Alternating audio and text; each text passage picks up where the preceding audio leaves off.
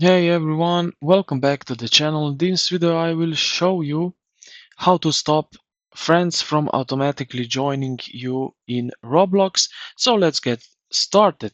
First open up Roblox and log in to your account. Once you are on the home screen, click the gear icon in the top right corner and then navigate to settings. Now on the left side, click on privacy content restriction. Next, go to Visibility and Private Servers.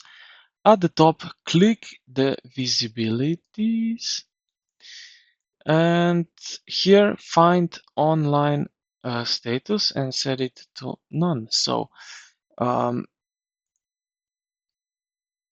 go here to show current experience, change it to uh, no one as well, and these settings are applied.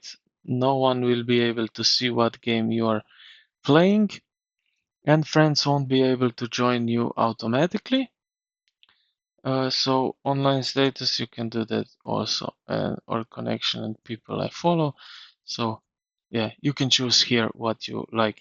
And that's it. That's how you disable auto joining friends in Roblox if you have them too many.